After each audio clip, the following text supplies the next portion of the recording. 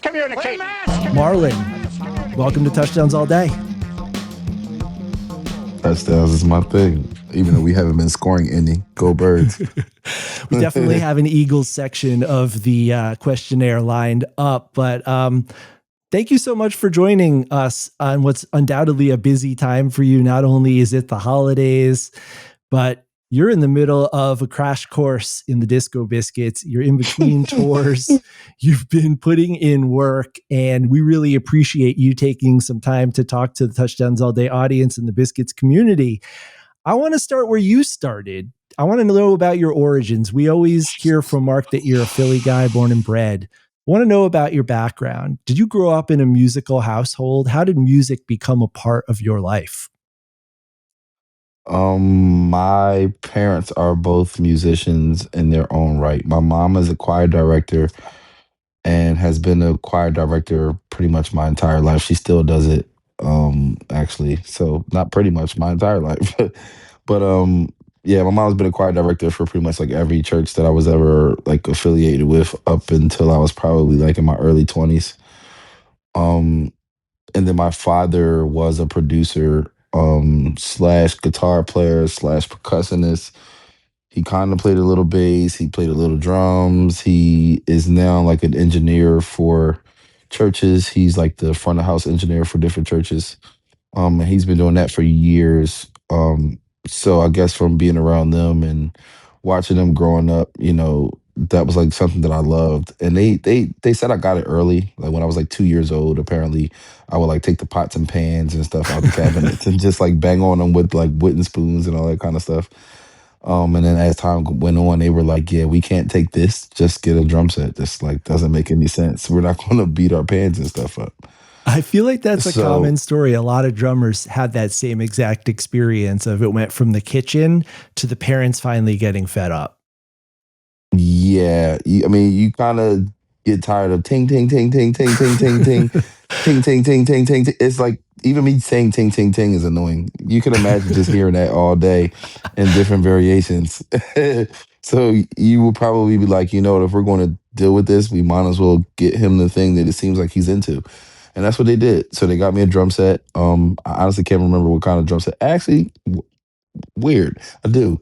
It was one of those little burgundy first act kits for kids, and I used to play that in the house, but in the basement. And at the time, I was really small, so I could go in the basement. My dad had like one of those basements that like are like 3/4 where you can't really stand in. So Yeah. I would go down there and play on my little first act as I was a kid. And then once I started getting older and I couldn't really fit down there, I started, kind of transitioning to church. I want to say around 5 is when I could reach the pedals. Wow. So then I just kind of started playing in church and doing the basics. And then as time went on, I just kept playing, kept playing. Um, and I guess it started to become serious for me around like the age of 15. I got the chance to play for like a gospel legend, this lady named Beverly Crawford. And that was like one of those first times that I was like, oh, I actually think I can do this. Like, okay, this is serious. Everybody took this whole, operation, the whole experience serious. And it allowed me to see, I guess, kind of like a future in what I was doing. So I took a chance and I just kept playing drums. And to be honest with everyone, my first love was always sports.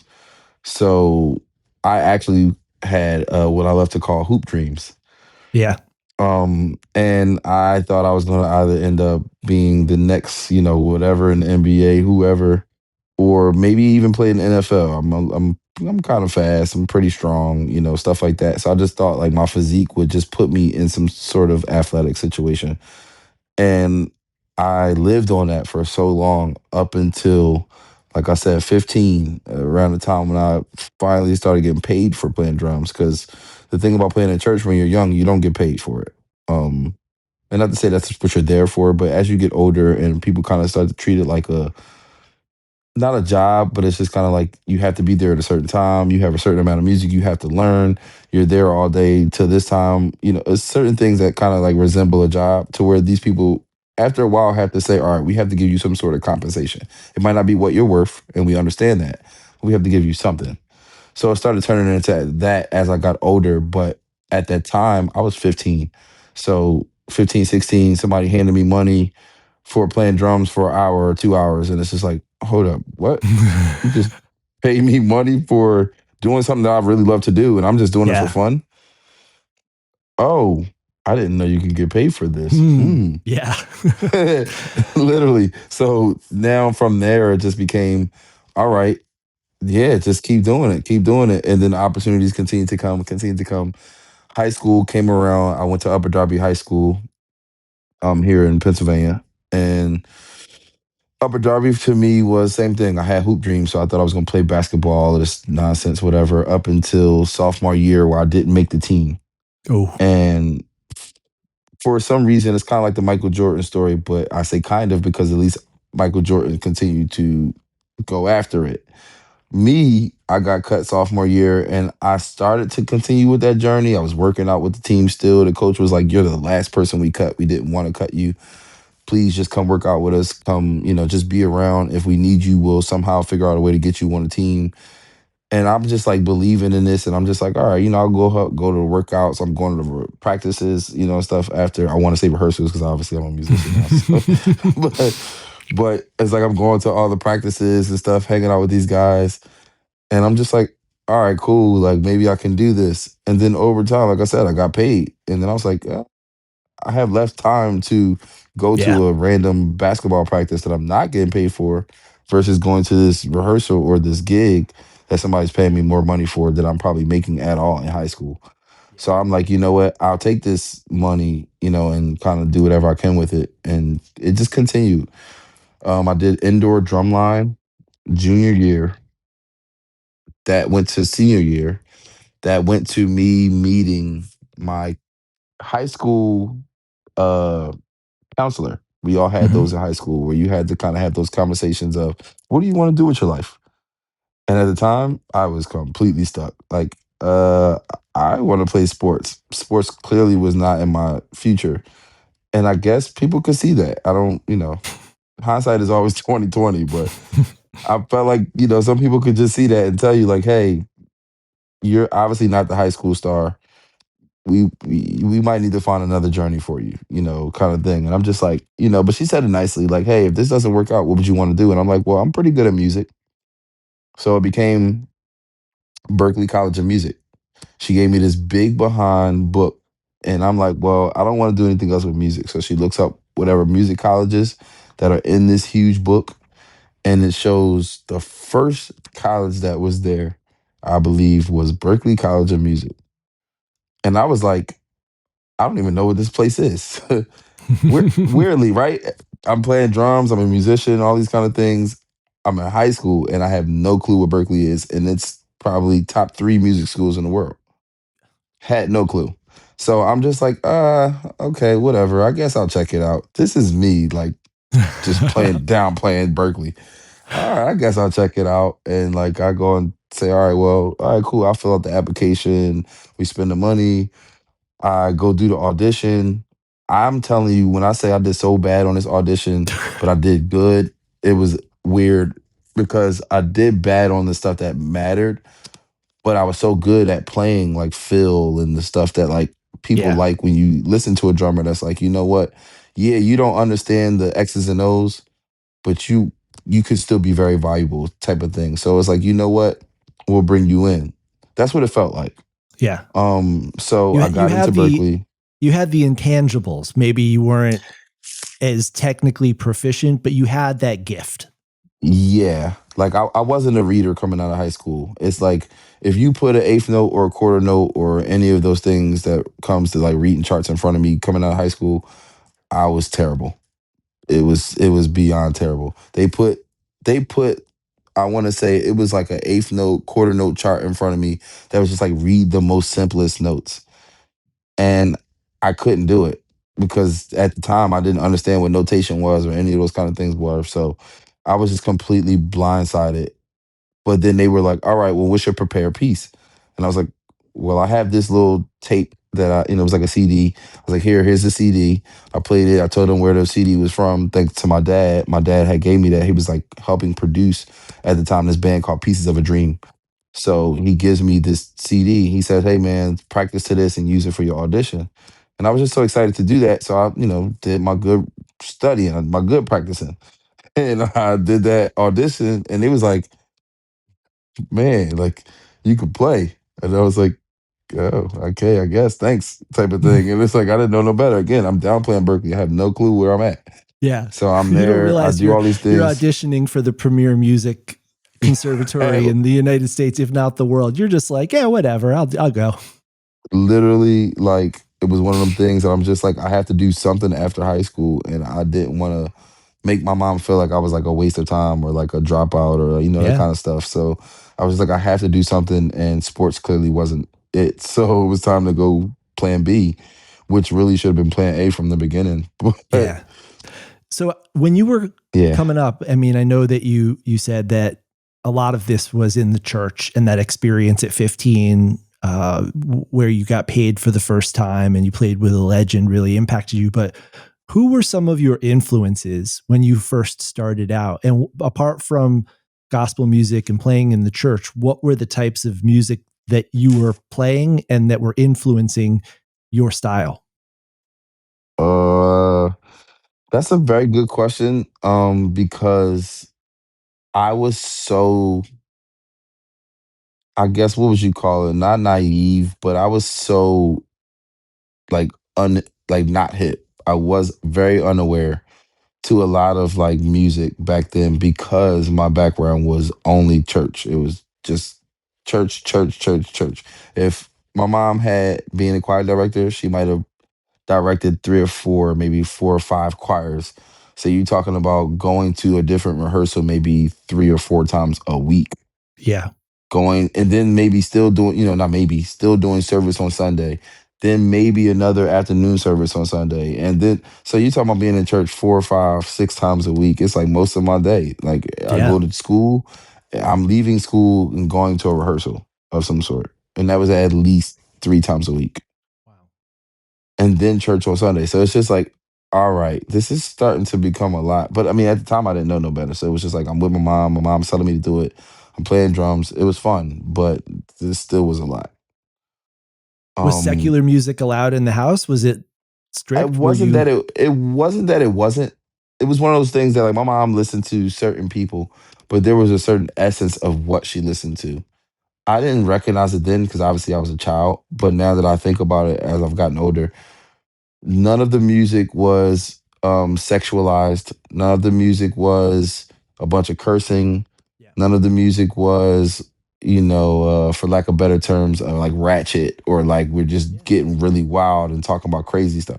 None of that. It was like Anita Baker, Yeah. like Charlie Wilson, um, Al Greens, people like that. And to be honest, even again, realizing when you get older that some of that music actually was sexual or they were saying some stuff. Yeah. Like the song literally says sexual healing. But it's like they were so smooth and slick with words Yeah. and wordplay that you didn't hear on the radio when that song was playing that it was like, oh girl, I'm about to beat that thing up. No, what? You don't talk like that. Nowadays they say anything they want to say on the Yeah. radio and Yeah. it's disgusting. It's like you got kids that might hear this. It's bad. Yeah.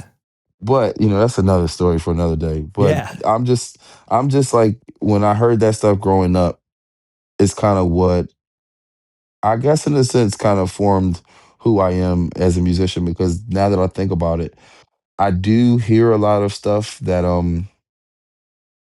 I hear like a lot of cool music that musicians can play so many, especially drummers. We can play so many notes and cool things and fills and I guess what we call chops over so many different things. But the stuff that I was born and raised on is the stuff that feels good. It's the stuff that makes you want to dance. It's the stuff that Yeah. makes you remember the nostalgic moments in life, or just have those feel good times. That's the stuff I get into as a drummer. I think that's why I'm doing okay, I guess, with the biscuits. It's just kind of like my thing isn't about trying to show off as a drummer or trying to do all the chops that I can do or just like anything that comes to mind I'm gonna do. No, I'm trying to do whatever it is that I know if I look up and I see a person in the crowd not dancing, I'm going to now zero in on you and Yeah. figure out what I can do to get you moving. If that means you just got to tap your foot. If I see that leg moving, I'm doing okay. If I see you bop into the side, I'm getting better. If now you put your hand up, oh, I did it. So now it's like it's a challenge for me, but it's like I enjoy the challenge of knowing that like it's about the feel and it's about the party. It's about people enjoying themselves. It's not about me. Yeah. They're not here for me. They're here for the biscuits, or they're here for Cashy, or they're here for who Lauren Hill or whoever I'm playing for at the time. It's like they're here for that person. They're not here for Marlon Lewis. So what can Marlon Lewis do to make the people feel like that they're still enjoying what they came here for versus zeroing in on me and now being able to say like whether I'm doing so good or not doing so good. It's like no, he's still doing the thing that we love the most. Cool. I don't care about anything else. It's like when it's his time, he'll go. But other than that, he's doing the thing we love and that's what matters. I love it. Were there any players who inspired you when you were young? Any drummers who Uh just you kind of yes. studied and, emulated and learned from? I got lucky enough to meet some of my idols, not idols, but like people that I really looked up to. And then I guess being in this Philly scene, those were the people, especially at the time growing up.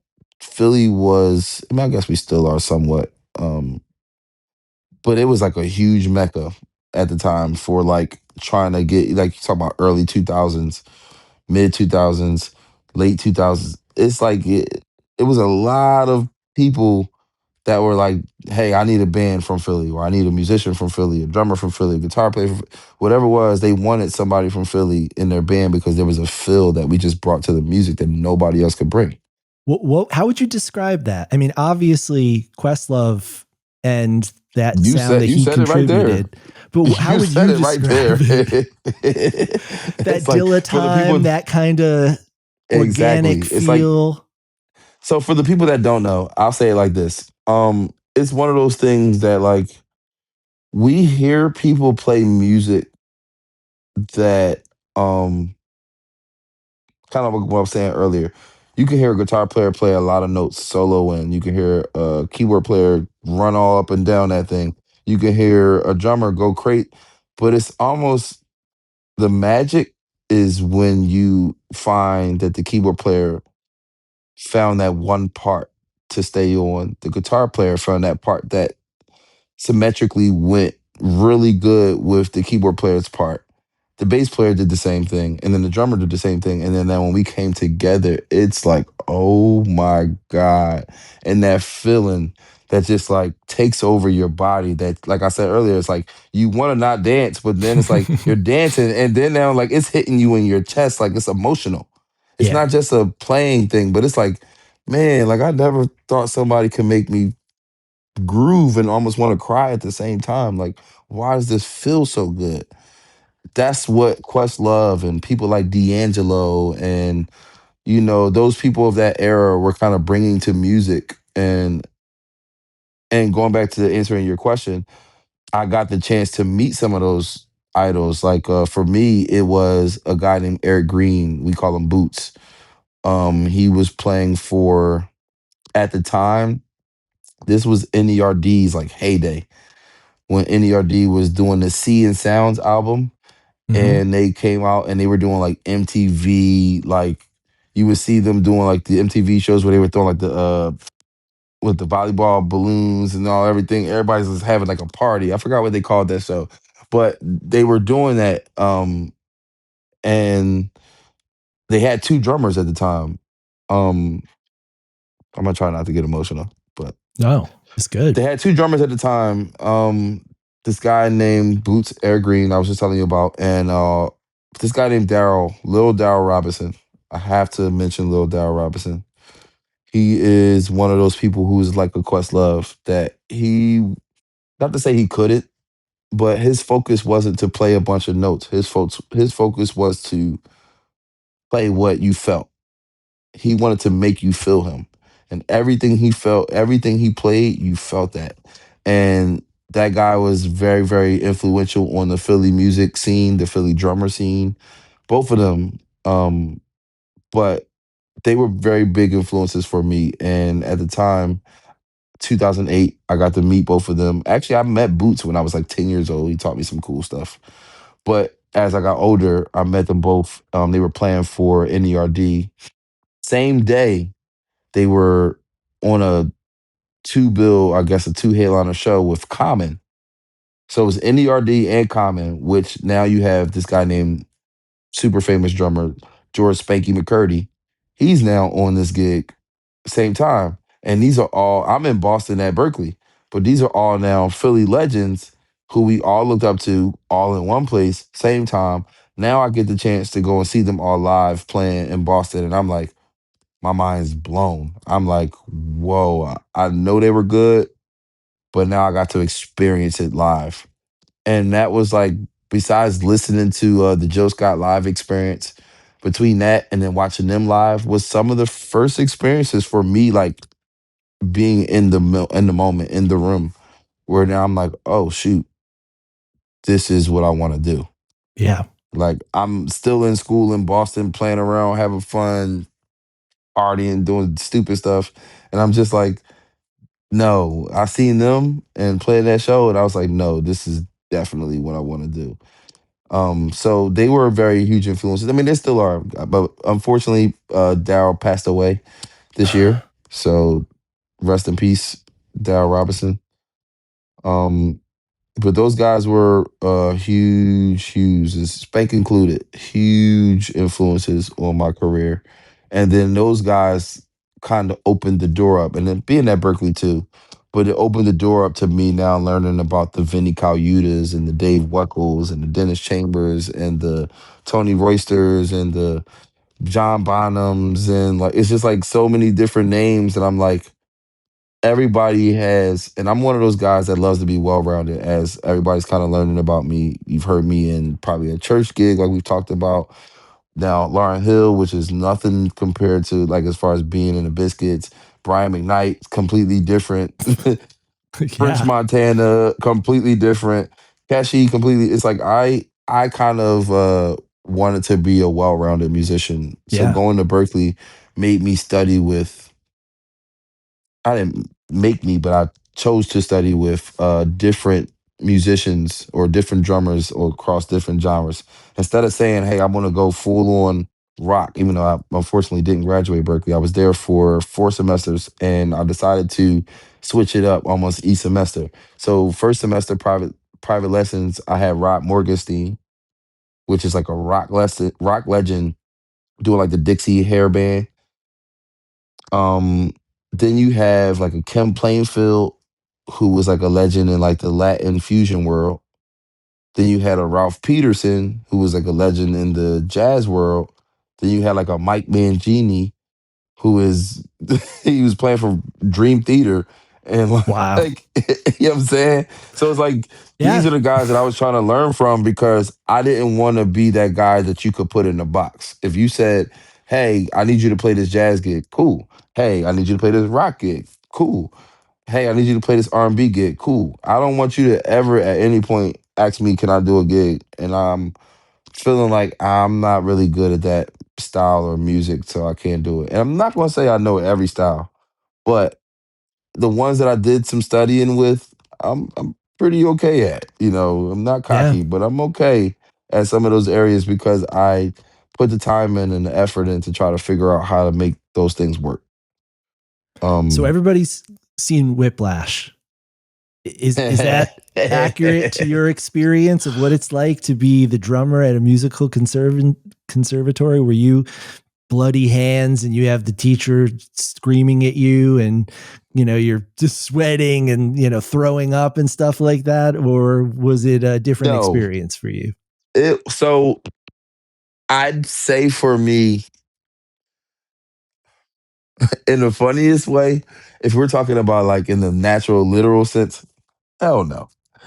But if we're talking about like in more like the mystical sense, or like even in the sense of just understanding like how deep this music game does go, or trying to learn from being around so many people that are so much better than you, yeah, it is kind of like bloody hands, and stress and headache and throwing up. It feels like it emotionally, even though you're not doing it physically. But it feels like it because I can name so many musicians that I was around in Berkeley that are probably like some of the world's like finest musicians right now. And not because we all went to this school, but because of the time they put in. That they are literally like on some of the biggest gigs Yeah. and working with some of the biggest artists, and some of them are music directors.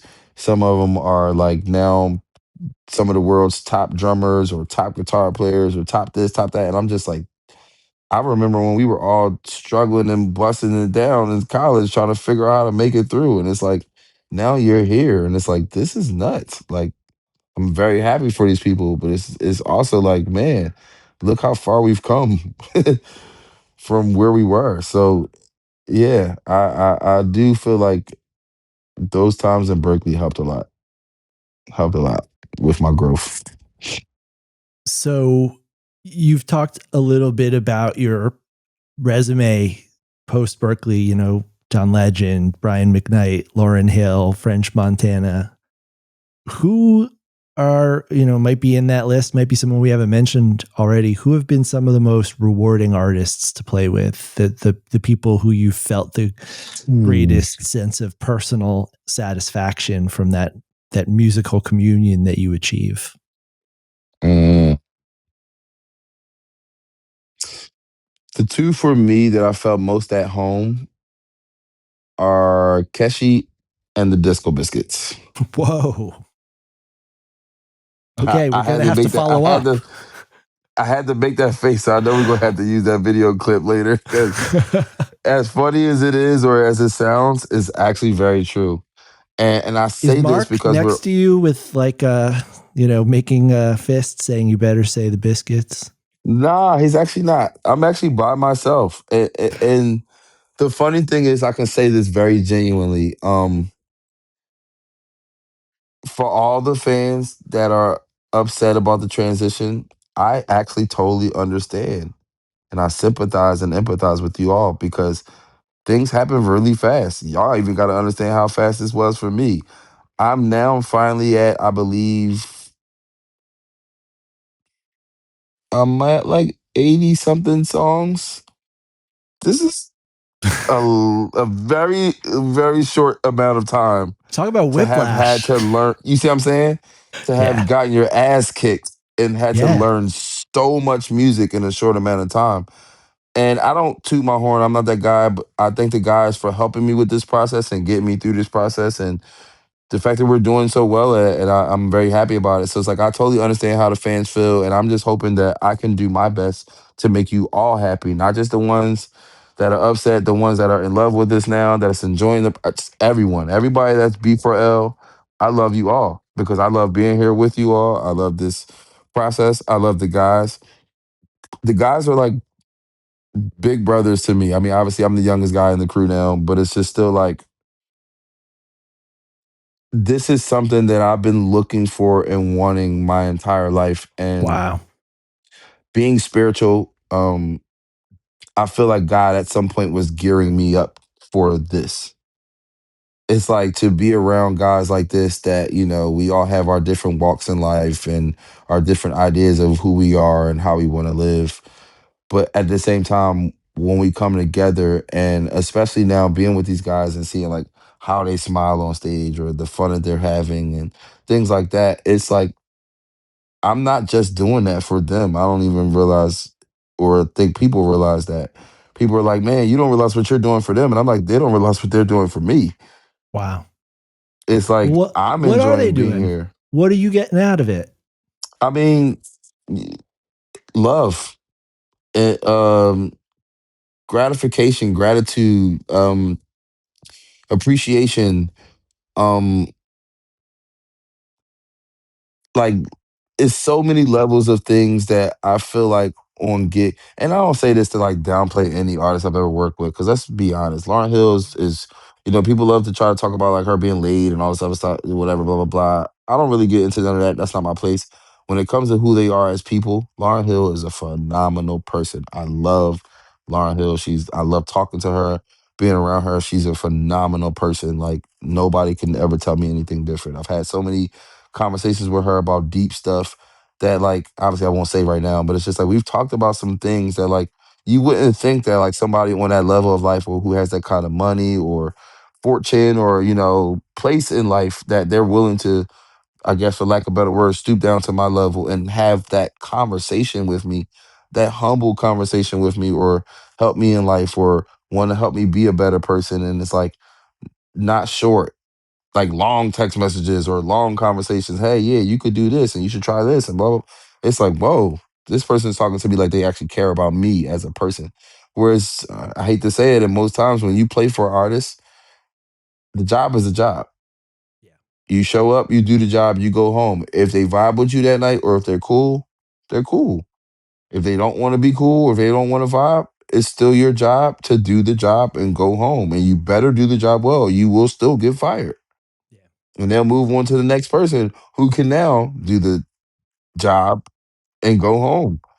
It's like it's it's kind of like you're expendable. Not kind of, you're very much expendable. I'm trying to be nice because I don't want to like be rude to any Yeah. artists or anything. I love working in the industry and I love being on tours and playing big stages and stuff like that. But it's definitely one of those things where like you get in those moments where it's kind of like a machine Yeah.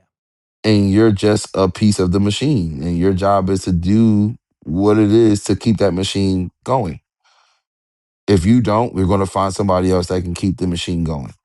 So it doesn't feel as personable. It doesn't feel as loving. It doesn't feel as we can't do this without you. Yeah. It feels more like we can do this with or without you. Yeah. So being with the Biscuits and being with guys who like genuinely love what they do, they love the fans, they love the music they play. I don't know if even the fans know it, but how fans typically do with like they'll go to a Biscuit show and they say like, man, I remember this day, this time, this year, they meshed this song with this song. I remember what I had on. I remember what I was doing. I remember what I looked like. I remember who I was standing next to. These fans will literally break down every little thing Yeah. like that. I say this to say, y'all don't even know. Mark actually remembers majority of these moments. When a Oh fan yeah. comes to him and says, they remember this moment and this day, he will now remember some odd way. He now remembers you said that to him. So now he remembers if we're talking and we talk about that fan or this friend, and that person said to him that they remember this date or this. So now when I mention that person, he'll probably say somehow, midst of conversation, oh yeah, man, they want to go to this song and it's like, wow, because they remember this moment. And it's like, that's what I initially said when I said about the love. Yeah. Like the people that really love this love it. It's not like oh, I like this music and they're just waiting for us to like come out with shitty music just so they can just talk trash. No. They are like literally loving this music, living this music. You have fans that have come to 400, 500 show. What? Like I would imagine that is, as an artist, that's probably both the most exciting and terrifying prospect. People I who don't even love and think invest that much of themselves in your art. you see what I'm saying? Like I don't even know if I can say that even Beyonce being who she is there anybody? No. How many? Like, can you like? You might have a really, really small group of people. Might be a handful of people that says I've been to 400 or 500 of her shows. That is completely mind blowing. But the fact that these guys have now put that type of imprint on people's lives over these years, to where like they're just like, no, I can't miss a show. I have to come to the next show. I have to come to the next show. They can come to that show and feel like this was the worst biscuit show they ever been to, and still feel like I'm gonna come to the next one because I know the next one's gonna be better than this last one. There's never like a F this. This show is terrible. I'm never coming back. It's like a no, these guys do something for me. They do something for my endorphins. They do something for my life, my man, it's that to me is like being a part of a band like that is mind blowing and it's amazing. Yeah. It's amazing. I feel appreciated. I feel like I said, Keshi and the Disco Biscuits. I feel like when I show up, the artists themselves, show me love. We're here together. They care about if I need 10 minutes because I'm not having a good day and I need to just go walk off, they're understanding. Whereas if you be honest, most times with an artist, it's not about your 10 minutes. It's not about you. It's about doing his job and just shutting up and going home. That's it. If you got take that 10 minutes when you got your time. But these guys care about you as a person, and they're like, "Hey, man, no, we see you're not having a good time, or you're not having a moment, or maybe you're overwhelmed and you just need 5, 10 minutes." And it's like, you know what? We get it. Take that moment, come back, and let's reconvene. And then we come back, and then I feel so much better, and I'm like, "Oh my god, you know what? I love you guys. This was such a great experience. Let's do it. Let's learn 5 more songs." I'm excited. It's like, but it's like when you're with people like that and they don't make you feel bad. I guess the simplest way is they don't make you feel bad about being you. Yeah, They I make love you that. feel comfortable in being who you are. And in that, you can't ask for anything else in this industry, honestly. This industry is so tough nowadays, you can't ask for anything else. Well, I want to talk a little bit about the path that took you from your time at Berklee to being in this world of jam bands, not only the Disco Biscuits, but Umphreys, obviously Star Kitchen, all these other projects that kind of brought you into the orbit of these musicians and put you in the position to where you would eventually become a member of the Biscuits. So how did you end up like, was Star Kitchen the first connection that you made to people like Brownstein and others in the jam band world? Connection to Brownstein happened through one of our techs who is an amazing guy. His name is Brian. Brian, I guess he had been introduced to the guy I was telling you about earlier, Eric Green, Boots. Um, Boots actually got the call first when Brownie was trying to start his funk band. Apparently, they had already auditioned a guy or two that didn't work out, and they were trying to get connected with Boots, and Boots recommended me. Okay. Um, and I went into the rehearsal with the guys at Star Kitchen, and I want to say within the first like few minutes of me playing the beat, it was like, "Hey, we should go with this tune," and I was like, "Okay, what tune?" They start playing the tune, and I was like, "All right," and we counted it off. We started playing. Probably like 3 minutes to 8 minutes later. I mean, it might have even been that long.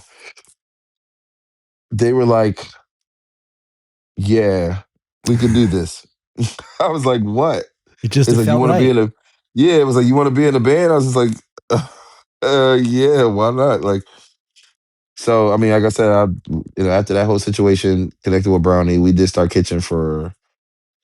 I've now known Brownie almost 10 years, if not ten Yeah. years. Hey, no, almost 10 years because that was 2016. So I want to say when that happened, we did that whole process.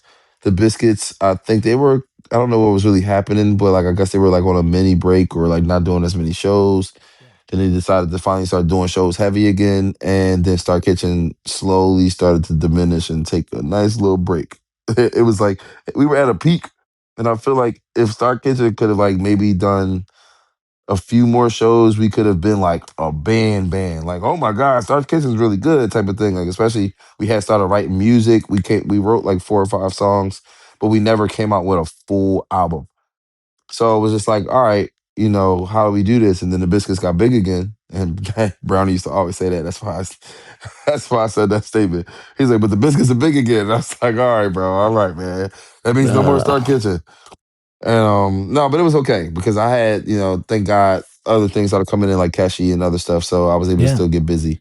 What Um, were your impressions though of playing with Mark? Like you're in a rhythm section. You guys have to have some kind of connection or chemistry. What was it about Mark apart from, his personality, that charisma he has as a musician and also as a band leader, because that's, Mark is not just a great bassist. He is one of the great band leaders in terms of just like, keeping the shot clock, like calling the plays, like running a tight ship. Like, what was it like playing with him? it was actually great playing with Mark. Um, It started off a little shaky. Um, and that wasn't really I think now that I've learned more about Mark over the years as far as like his playing and what he knows about the instrument in itself and things like that, I recognized that Mark had been playing in this EDM jam band like kind of energy essence for so long. That's naturally just who he is. Yeah. But I know when we were doing Star Kitchen, he had to kind of get himself into more of a funk player mode, which is more like the James Jamersons and the people like that, where they're playing a lot less notes Yeah. and more of like the fill in the pocket. So it was that time that me and Mark took to try to figure out how to mesh, where like he would still kind of do the Disco Biscuits kind of like bass playing, but over top of funk music. And I never like had an issue with it, but it was one of them things that obviously being, playing funky gigs or R&B gigs, hip hop, stuff like that, it's kind of like my world. So it was easier for me to say, hey, bro, I think the simplest way is put it, less is more. If you play, hey man, just play this quarter note here, or let's play eighth notes here, or hey man, let's follow each other with like my kick drum and your bass notes. Whereas now like there's a lot more symmetry or fill going on where now it allows the other players to do some cool stuff for the guitar rhythm and stuff. And I guess I was surprised because Mark obviously has at the time, especially like Biscuits being such a big band over the years, and they've been doing this thing for so long, which isn't easy at all. It's like to be able to have a band keep going for 30 years is kind of nuts. Yeah. So, the fact that they're still together and all these kind of things is super dope and kudos to these guys. But it's also like he could have given me the energy of like, come on, I know what I'm talking about, little boy. Let me tell you what to do. But instead, he actually was humble enough and respectful enough to say, "Hey, man, no, I like your playing. I respect your playing, and what you're saying actually makes sense." And over time, me and him developed a relationship where he would listen to me, I would listen to him. He would tell me, like, first thing he told me when we did that rehearsal that day was, "Hey, man, just know with this jam band stuff, even though we're a funk band, we're a jam band, and a song that you might see on a record that might only be 3 minutes and 30 seconds. It might even be 5 minutes." He's like, "Hey, man, we might play that same groove for 10 plus minutes." And I'm like, there's no way. There's no way possible. He's like, yeah, it is. It's how jam bands work. And I'm just like, nah. First, we did it in the room, and I was just like, still in my head, I'm like, man, this is getting boring. There's no way this is going to work. First gig we did at Electric Forest, man, I promise you. I was like, I looked at him and I was like, I get it. Because now it's just like we're playing this groove for 10 plus minutes. And now I see why jam bands are able to do sets where if they have an hour set, they only did 5 songs, 6 songs. Yeah. And it's like, how? Because you guys were smart enough to stretch these songs out for 10 minutes and you got so many sections and roller coasters you can take these people on that it's like, by the time you bring them down, it's like, whoa, you hit me with another song. And then like songs like Magellan, that song's like 30 minutes long when you really get into it. It's, that's a whole set, half a set in one Epic. song. You know what I'm Yeah. saying? I'm just like, oh, like I really understand what you guys are doing now. Like getting into the jam band world. Cause my world before was like just play the record and get out of there. Yeah. The record's 3 minutes and 30 seconds. That's what we're gonna do. The most you might do is get like a little repeat on like a section and that's it. Yeah. But outside of that, it was let's play this song and get out of there. So the fact that that wasn't the thing and we were just jamming and jamming and jamming. And then I'm like, all right, this is actually starting to become enjoyable. I'm making good money. I'm here with good people. I'm learning great life things. It's like it made Star Kitchen become a thing more. And then 2019, I believe it was, is somehow, I don't know what it was that made me and John like connect or hit it off. But John ended up hitting me up for, I don't know if it was the Friend Like Steve stuff first. I don't know. I don't even remember exactly how I got involved with the Friend Like Steve song, but somehow I was a part of the writing process with Friend Like Steve. And then um we did the Very Moon musical. Actually, no. Okay. we did the John Barber live show Okay. at Arbor Music Hall, which again, I don't know why he trusted me so much, but he was like, "Hey man, I like your plan. I just want to do some live stuff and I want to bring my friends." And he's like, "I want you to put a band together for us." And I'm just like, "Okay, dope." So I bring in like 3 or 4 of my own friends and me and John, and we're just at John's house rehearsing. We go through some tunes, we do some cool stuff, play at Arbor Music Hall. Great vibes, great show. Then later down the line, I get involved with the Biscuits when they were writing um, another Plan of Attack, and they Hmm. were writing Freeze, and I want to think Who's in Charge. Okay. And I was around for helping them write those 3 songs. Um, well, kind of Who's in Charge. I think the idea was there. We were working on it, but I never really like finished the process with them. But definitely Freeze and another Plan of Attack. Hmm. So we did those songs, and that was a great experience. Then we do the Very Moon musical, Yeah. which I do about, I guess, all the songs on there. I'm not sure how many songs there are there, but I record pretty much most of those songs with Nick Schmendel. Like that's the guy. Yeah. But we do that. Me, him, Barber. I guess a couple of the singers that were also doing the acting parts, but we did some of that stuff as Spice, I think it was. Hmm. So, and I'm naming all these things, just saying like they just kept happening, and I'm just like, It okay, started like I'm just, snowballing.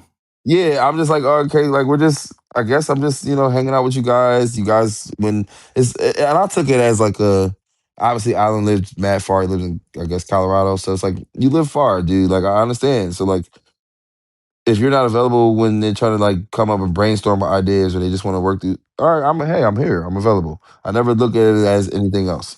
So these things are just happening. And I'm just like, oh, this is cool. Well, I guess, whatever happened recently, I don't know. I don't get into that kind of stuff. I stay out of that. But Yeah. whatever happened, and Brownie just kept, it was a lot more adamant than normal. Like Brownie would hit me up and like, hey man, I miss you. We gotta hang, blah, blah, blah. Come to the house. Then it was, come hang out in my penthouse, apartment. I got this nice place, blah, blah, blah. It's like, come hang out with me. I'm like, all right. I mean, like, I'll come hang out, bro. Like, but in my mind, I'm like, I'm a very like, I pay attention to a lot of things. So I'm like, what's going on? Like, Hmm. but I'm just like, okay. I mean, like, you're my bro. Like, we've been clearly cool for almost 10 years now. So I'm like, you're my bro. Like, I don't care. I'll come hang out. So we go hang out. We're just chatting. Obviously, he's now telling me about the process somewhat. And I'm like, oh, okay. I guess, but it was never still official then. So it was like, I didn't like, I guess like my mom says like, oh, whatever. Like, y'all figure it out. Like, y'all gonna figure it out. Alan's gonna be here. Y'all gonna figure it out. Like, type of thing. Um, and then after that, I'm just like, John's like, hey man, like we should go sit down. And I'm just like, all right, cool. We go sit down, we have some dinner, talk to John. I'm just like, okay. Still, I'm like, I don't know how I fit. And then it's official. I'm just like, oh man, this is the real deal. I was like, oh, like you guys really want this? Oh, okay. All right. I need to start preparing my mind and heart and soul. All right, how do I do this? Like, it's like you said, it was snowballing, but I just never seen it coming. Like it was, Yeah. if somebody like literally made full on Frosty and then threw his whole body at me, I still probably would have realized it was coming.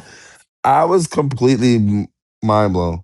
Well, the thing is, though, that if you look back, all the signs were there in terms of their in immense respect for you and affection for you as a person. Um, you know, you were talking about Mark and what you learned from him and what you were able to teach him. He has talked on the podcast at least twice about things that he learned about drumming and about playing bass from playing with you, like how to better understand the connection between the bass player and the drummer, he specifically talked about playing with you and how it helped him better understand his place in the Biscuits. So you were having an impact on him, whether you knew it or not, that was already setting those wheels spinning. And maybe if it wasn't at the time like, oh, Marlon's going to be in the Biscuits one day, but it's Marlon's going to be a part of our musical future. And, Barber, similarly, Barber is such a, he goes for that chemistry, that comfort Hmm. level. And when he brought you in on those projects, it felt easy for him. It felt fun. It got him excited. I wanted to know though, you started working with Barber and then they bring you into the musical. And now you're experiencing John as a composer. And John is such a prolific songwriter. Especially over the last few years, he and Joey have put out dozens of songs. But John, for his entire life, has been writing some of the most interesting. You mentioned Magellan before, these epics, Jigsaw Earth. Think about Hmm. these songs with all these. He is like no one else. And he writes classical, he writes techno, he writes hip hop, he writes prog rock. He covers every genre. I wanted to know, Literally. what was your impression when you sit down with John, the mad genius? What is it? What were your impressions of him as a composer and as a guitarist? You just said the words, mad genius. It's kind Yeah. of like it's like John is so cool and quirky at the same time that like you have to obviously know how to vibe within his space and understand John. But it's like if you can vibe with John, he's such like the coolest, one of the most magical human beings on the like literally in the world because his mind and the way he thinks and the way he approaches things or treats things, he's very technical, very sound. He's very into it. And it's almost like he refuses to do the thing until he has the thing together. Like I have to make sure my guitar is all the way I need it to be. Like I gotta work it down to like the smallest of smallest kink, or I won't want to play. Yeah. I'm not gonna feel good playing. It's like the same thing with how he handles his business. How he like it's just I love John for those things because that's kind of how I am in a sense. I'm a little more lackadaisical with it because obviously I'm not as much of a genius as he is. But I will say that like it's one of them things where you when you love what you do, you take it very serious. And the smallest of the smallest things can literally take you out. Oh yeah. And it's like I love that. I love seeing his approach. It's like he gets excited, especially if he knows like we're doing like a lot of technical things, or if we, especially like you said, we're doing one of the songs he wrote, and whether it was they played it this way or they didn't play it this way. Now it's like he's excited to see what it's gonna be like when we play it together, and it's like. Especially now, like you said, like I've seen at least 4 or 5 fans come to me and say, like, man, you don't understand. I haven't seen these guys dance on stage or be this excited on Yeah. stage in years. So it's like to see John dancing and to see him excited, especially with the Mm-hmm. shoes off all the time. He'll never got his shoes on, Nope. but he's always excited about being on stage. And now it's like Yep. he's dancing and he's smiling hard and everything. And I'm just like, man, it's like I love being with that guy. He's phenomenal to be around. Such a dope dude. Writes great music.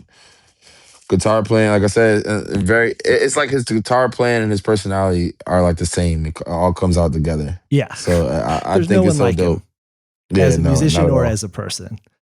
Not at Um, all. It's so Now dope. we would be remiss if we didn't talk about the third of your band members, and the man who I think is the most versatile. He collaborates with the most people. He is everyone wants to play with. Everyone wants to have him be the keyboard player in their project. And that's, of course, Aaron Magner. What's it like playing with someone who has not only such a virtuosic technical ability, but more computers and toys and keyboards and samplers and Ableton and everything? Like he's got a whole Circuit City on the No, side of the his stage right his there. rig his rig is beyond nuts. What I love about Magner, so let's start here. One, we're both Tauruses. Okay. So our birthdays are actually very, very close to each other.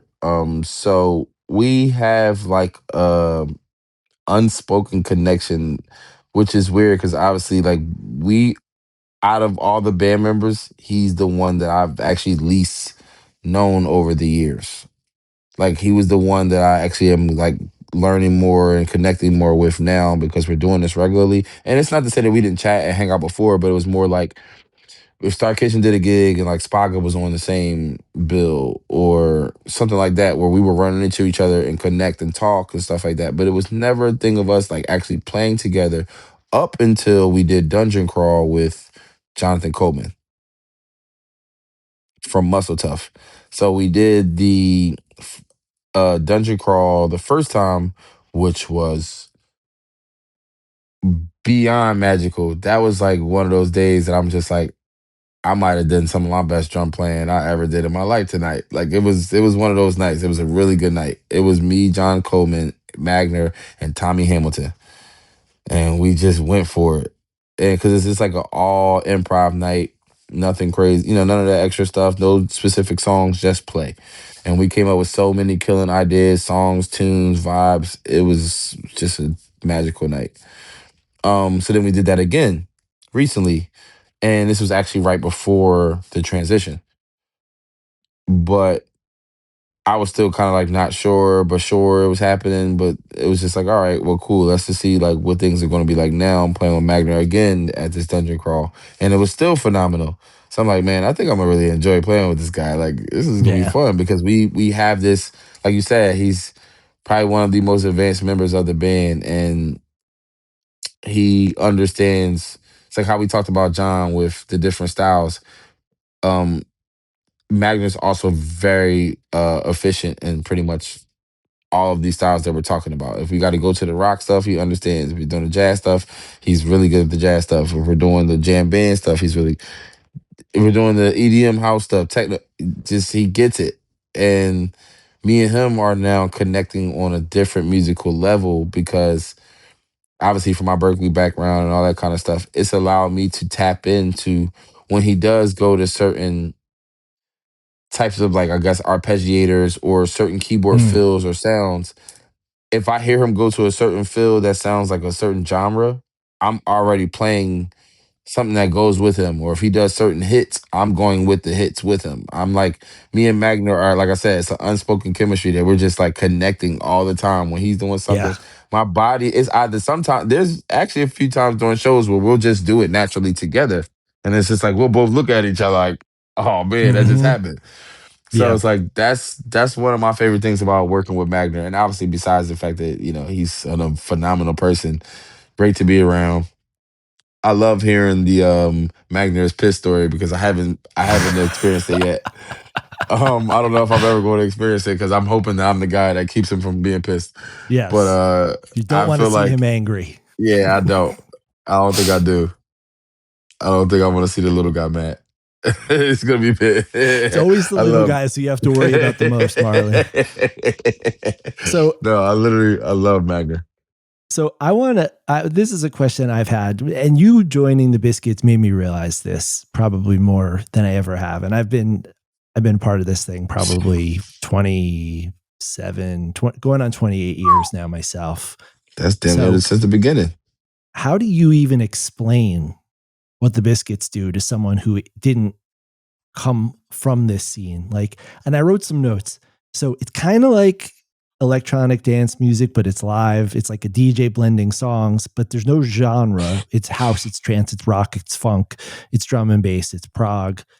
Every night's a different set list, and there are hundreds of songs that can be played, and every song can be played in an infinite different number of ways. There's no like album version. I Man could be a techno song one night, it could be a rock song the next night.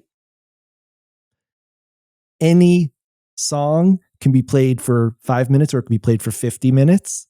It could be played front to back to middle, middle to back to end, inside out. You could play part of one song one night, finish it the next night. You could start a song after you ended it. You can take songs, play a jam. That jam, Joey turns it into a song. Then you have that song go back into the song that it came from.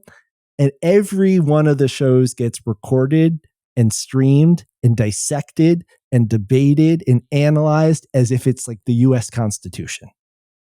Yes. Like, did you know what you were getting yourself into when you signed up for Hell no. this? Hell no. No, no, no, and no. If that's gonna be a soundbite, I'm okay with it. No, no, and no. That's like AI saying practice. No, I had no clue. This literally, it's like, it is awesome. That's the thing I think I love the most about it, because one thing about Yeah. my playing is I'm not gonna say I can't play the same thing every night, but I guess my mind will also say too that it can get boring sometimes if you have to play it the same exact way every night. Whereas like you might be able to say like, all right, cool, this is a little spot in the song and this is my moment to like play it different tonight versus last night. Like, all right, I can take that. But playing with them is like every song, every moment, everything about it is different. So it's Yeah. like I can be a different person every day. So I can never almost get bored.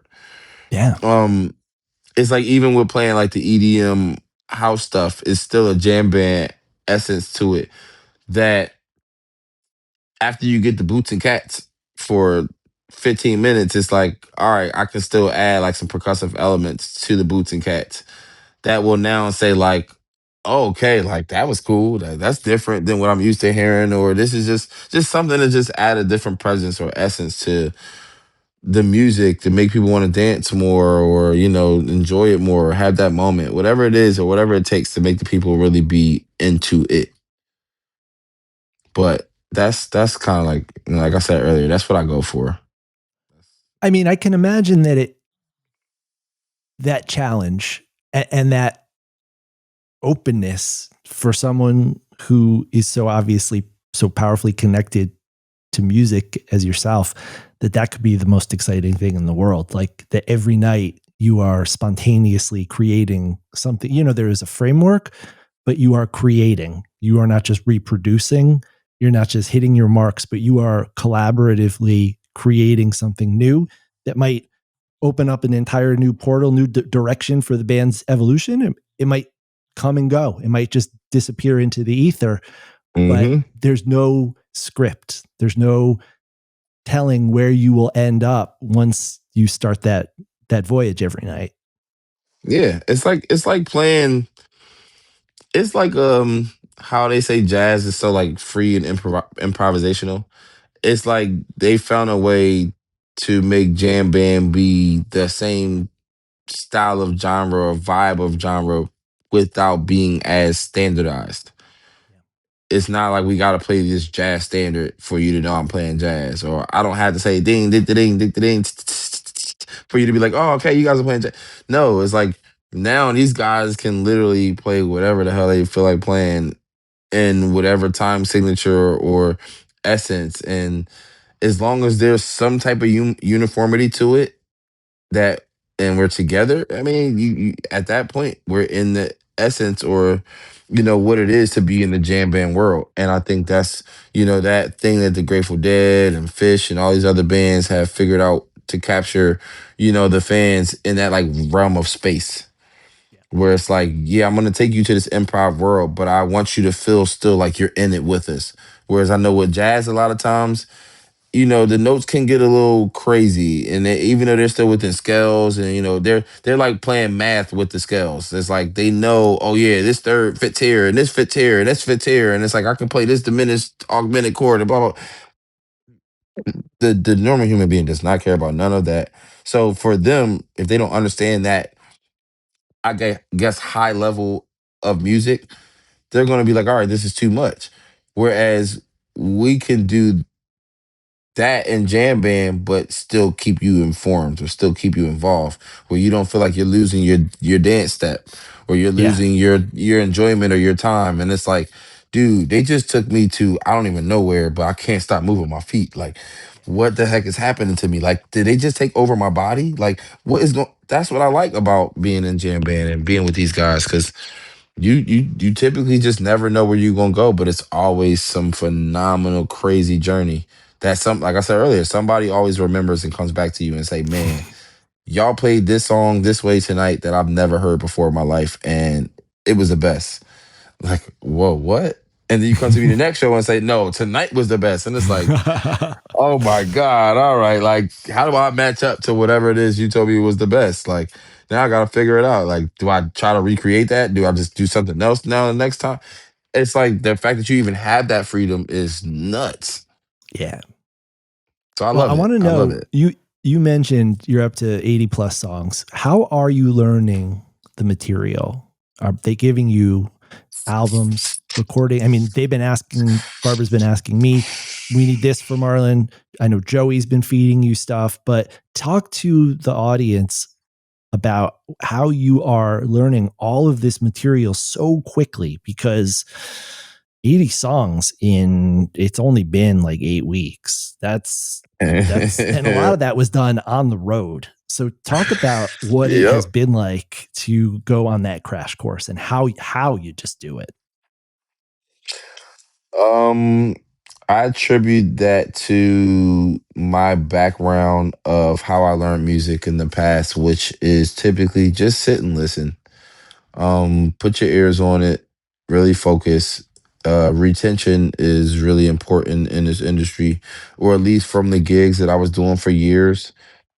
A lot of times, even though nowadays it's almost like school back in the day when you were not allowed to have a calculator and you had to do your math questions or tests and you got caught with a calculator, they would either take your test or you were told you were cheating or whatever. Nowadays, these kids are in class with the calculator and they're okay. The teachers are not really tripping. You know, they're letting them use the calculator to kind of finish their problems as long as they know how to finish the problem. It's kind of like the same thing. It's like nowadays, back then you couldn't do a gig with an iPad. There wasn't no iPad for you to put up there and help you remember where the next part is or this is and that is. It's called you just had to retain whatever it is that's coming up next in your mind. And if you don't, there's a chance you might not have a job tomorrow. Mm-hmm. So my mind said, all right, cool. How much information can I retain without having to have a phone or to have an iPad or have a computer up or and thank God for being a part of that earlier generation of those times where I didn't have to. So now with them, that's kind of what I lean on. I lean on melodies. I lean on parts that like stand out to me. If I'm listening to, let me try to think like that's like me with keys. I'm the same thing with keys for songs. If there's a part in the song that stands out to me, so like eh, I don't know why this song is on my mind, like Juicy Fruit. Ba-da-dum, ba-da-dum, bum. Like I already know exactly what's key that song is because of you know very well who you are. But the ba-da-dum, ba-da-dum, bum. I'll hear stuff like that and it stays in my head. So now when somebody goes to say, yo, what key is Juicy in? I'm gonna be like, oh yeah, it's in this key. Bum bum bum bum. And I can't say, oh, A flat, E flat, or whatever. No, I'm gonna just sing it to you. It's kind of the same thing with drums or any part that I had to like remember or learn. Once I get like used to the pattern, or like if the pattern is I hear that. So now I hear that and I keep hearing it. Now I have to sing it to myself. If I'm listening to the song on the radio, I'm singing it to myself. By the Mm-hmm. time I'm singing it to myself, it's ingrained in me. So when I go to Okay. sit down at the drums, whereas a lot of people, and I again I don't like saying these things to my own horn, but a lot of people have to go sit down at their instrument to be able to get that out, to be able to say, all right, I'm now comfortable to play it. No, I just need to listen to it about 3 or 4 times to be Wow. I like the first time, let it play. Second time, it's kind of like a get familiar with it. So if I gotta rewind a little bit or some things like that, all right. Third time, make it you. The fourth time, I need to know the song. Yeah. So that's like my process that I go through. Unless I'm distracted, I'm on a phone or something, or I'm doing something. Then it's like, all right, I gotta keep repeating or keep rewinding so I can make sure I know it.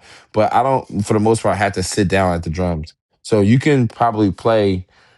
Like our thing right now is I'm trying to learn like 4 to 5, maybe 5 to 6 songs a day at minimum. But while I do that, it's like I'll have this trick with Mark. I'll say, hey, give me maybe one hard or two hards and two easies or three easies. So that Okay. way it's like you give me one hard, two hard songs. That means I'm gonna take 1 hour to go listen to that hard song and learn that hard song, and don't do nothing else for that hour but learn that hard song. The next hour is going to that next hard song. And then once I learn those two hard songs, the three easy songs now break down into like 15 to 30 minute increments, because now it's like a, all right, that's not hard. That's a simple beat. It only has maybe like an A and B section. That's nothing. All right, cool. That took me 5 to 10 minutes to figure that out. But the like harder songs where they're changing, like you said earlier, time signatures like Jigsaw Earth for certain songs, it's like, oh, whoa, all right, rewind, play this again, play that again, play it again. Like I gotta make sure I'm good. But Yeah. I'm it's definitely more so like that last part I was saying, like just to listen to it a few times, listen to it, listen. And then once I sit down at the drums, it's like, okay, if it was this part that I was like a little shaky on, I maybe play it in my ears, play to it for a second, and then I'm like, okay, I got it. But Is it's a your lot of music to learn.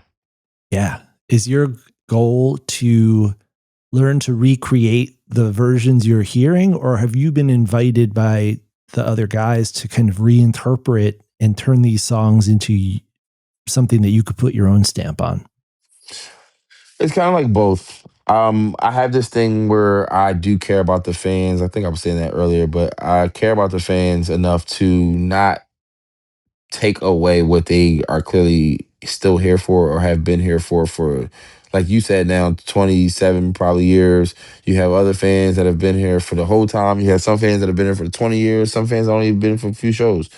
But the ones that have been here have heard what they've heard, whether it was Sammy, whether it was Allen, they've heard these things, and it made them love the Biscuits and make them continue to go support the Biscuits and buy tickets and go to 300, 400, 5 shows. So when you go to so many shows, why would I be the guy that comes in and says, yeah, cool, I'm gonna change the entire regime and do what I want to do over everything? That's no. If that becomes a thing, it's gonna take time for that to happen. So whereas the guys do invite me to still put my own stamp on certain things, but there's also moments where this is what we're used to and this is what we need you to play in order for us to be comfortable. And I understand that entirely. You guys have been doing it for 30 years. Why would I come in and change the entire regime up that has made you guys successful thus far? That makes no sense. It's the I'm not the boss coming in. If anything, I'm a work for hire musician coming in to help you guys out. It's like if we get to the point where I become like a full-fledged member of the band, all that kind of stuff, we could talk about that later as the time comes on. But right now, my job is to make sure you guys look good, and that's what I care about. So prior to you, the bands had two very different drummers behind the kit. And I'm wondering, are you able to pick out the difference between, like how Sammy would play a Magellan versus Allen, or just their E- general style Easily. okay, so could you describe how you understand their, drummer to drummer, like how you understand a Sammy performance versus an Allen performance? Allen was more house techno based. Sammy was more versatile to me, and that's not like a shot at Allen, but you can kind of hear where like Allen's level of expertise came in, Yeah. and where I don't even know if it was a thing about Sammy's level of expertise, because even like the guys would say like Sammy played all of the instruments. He could play everything at the Yeah. time. So technically Sammy wasn't like a master musician at any of the instruments. It was more like they created what they created back then, and the essence of what they created was his stamp. Because once you played whatever you played on these records, and the people loved and enjoyed that, you can't take away from that. And he was the original stamp. So it's kind of like how people feel about the Beatles. A lot of people would sit there and tell you till they blue in the face that Ringo is a terrible drummer. Whereas Ringo was one of the first guys to do a lot of the stuff that he was doing over top of music and playing toms the way he was and all these things that made him be so influential to music in itself. But you have so many drummers that say, "Oh man, I'll play circles around him." Well, cool. See if you got as much money as Ringo, because Ringo is the richest drummer to ever do it. So my thing is, you have to pay homage and you have to respect the guys who did it before you. And it's just like I said, Sammy was just the guy that created, along with those guys, along with John, Aaron, and like, well, Brownie. It's like they created a sound, and Sammy was the original part of that sound. So a lot of that was Allen having to recreate or be someone else, which you can't make anybody do that. I don't care who you are. It's only one of one. You're one of one, Max. I'm one of one. Marlon, you know what I'm saying? It's like Brownie's one of Yeah. one, Barber's one of one, like we talked about earlier. Nobody can be carbon copies of these people. We can try to be, the closest thing we can be, but no matter what we do, there's still one of one of whoever you are. So Sammy was Sammy, and he was able to bring a certain essence to the biscuits and creation that when it was time for them to have to still play a lot of those songs, you were for some people that probably had issues, you were expecting Allen to be Sammy, and he was never going to be that. All the time that they probably sat and rehearsed in whatever basement or garage or small rehearsal room or wherever it was before they finally got bigger. These guys had to sweat bullets, you know what I'm saying, working hard on these songs that, after probably years of Sammy being there and then Sammy being out and Allen coming in, especially when they started getting more into the house and techno stuff, then yeah, Mm. you wanted to kind of let the music suit what Allen's specialties were instead of that's like trying to tell a football player that, I'm gonna make you play this position, I'm gonna make you play safety down knowing I know you really play running back. I can't switch your position like that. It's you do what you're really good at. So the Yeah. guys, kind of slowly transitioned over the years to now becoming more of a EDM house jam band techno vibe, and it worked because that was what he liked to do, drum and bass, all that kind of stuff. It's like that's what he was really good at.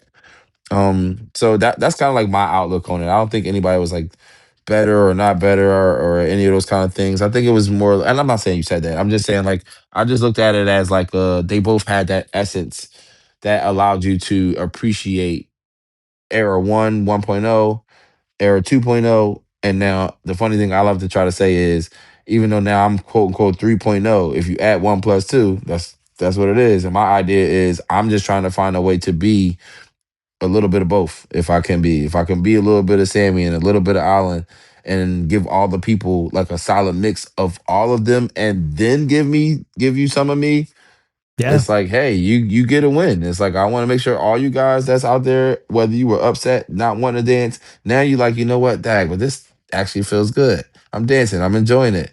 Hey man, that's all I care about. You don't even have to want to talk to me. Just as long as you dance. And then if you want to talk to me, we can be friends. I would love to chat. But I just want to make sure that you're enjoying yourself because you didn't pay your money for nothing. You met Sammy at one of the Brooklyn shows. Did he give you any advice? Um, I wouldn't say specifically advice. He did say I was sounding great. And he gave me a stone, which was basically for like courage and um, it was something else as well. But he was just it was positive energy. It was very positive energy. It was like not like pass the torch energy, but more like a like I see what you're doing. And he was telling like Brownie and like the other people he was talking to, like he gets it. Like he gets the thing. Like the thing that they all did back then that they were trying to do, putting the music together, the time they worked on this music, all that, like I was saying earlier, is like Sammy was just like, no, he gets it. I say that about sports players all the time, or like certain musicians. Like you have to have that it factor in order for you to be successful in whatever industry you're in. And he was just saying like he gets it, and for me that meant a lot because is coming from the original and all of these songs like now I'm learning Stone Waltz. You know what I'm saying? Like Oh, do tell. exactly. Like you got a lot of songs that are like nuts like that, but it's like when you have to go and learn these songs and you realize like, oh, the original guy was somehow even able to like I say, for him to play so many different instruments and somehow still understand how to play certain songs where they started this song off in 15 or they started the song off in this weird crazy time. So why were you still so good enough at all these instruments that you still were able to sit down and play drum? I'm listening to some of the drum and bass stuff that they played back then, and they were playing it so fast, and Sammy was just burning through it. I'm just like, this dude was really good. Like Not for And he somebody that had, wasn't even taking drumming serious. Like he was just having fun. yeah, there was a Come on, hobby until dude. he became a doctor. That's what I'm saying. You decided to become a doctor, bro. You're really good. Like, come on, And bro. Why you just he had a tiny little kit. He had barely any electronic drums, and he made it sound like $1,000,000. a monster? Like he was whooping ass. Now, obviously, when I see the pictures and they're like, Sammy was bigger back then, I'm like, no way. Then they show you pictures like, oh, Yeah. okay, I get it. But like he was still whooping that little kid. Yeah. Whooping that little kid, man. I was like, no, Sammy was really dope. And it's like when I hear those Sammy records and the original OG records, like I love the EDM house stuff. It's nothing, like I said, nothing against that kind of stuff. I enjoy playing that stuff. But it's something about like we talked about earlier and me being in Berklee and studying different genres and now being in the band where I just kind of get to be a different me every night and play all these different genres and styles within one song. You talking about one song, I can literally be a Latin drummer or a rock drummer. That's like I can't think of the song right now for some reason, but I know it's like one song we're literally in a Latin beat, then we go to kind of like a funk beat. It's like, dude, I'm a different drummer in within 15 bars, 16 bars. Oh, this is great. Like now it's like what I've studied my entire life to be. I now get to do on stage. That Yeah. to me is phenomenal. But it's like, yeah, Sammy was kicking behind doing that stuff back in the day. And I'm just like, I want to be able to recreate that, like for the OG fans, especially the fans that's like, I hate to say this out loud, but you have some of the fans that's like, I wasn't really a crazy 2.0 fan. I love the 1.0 era, or I wasn't a 1.0 fan. I love the 2.0 era, where it's like, hey, I want to be the guy that you're just like, I'm coming to every show.